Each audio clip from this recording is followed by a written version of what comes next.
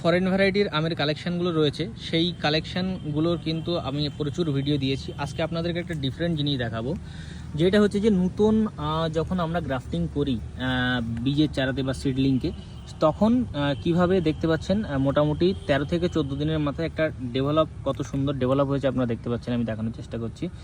তো আপনাদেরও যদি এই গ্রাফটিং করা চারা রিকোয়ারমেন্ট থেকে থাকে, ফরেন ভ্যারাইটিসের যে কোনো রকমের আমের চারা, সেটা মিয়াজাকি, চ্যাংমাই, ডকমাই, বাড়ি 4, বাড়ি 11, স্টকটাও দেখতে পাচ্ছেন আপনারা।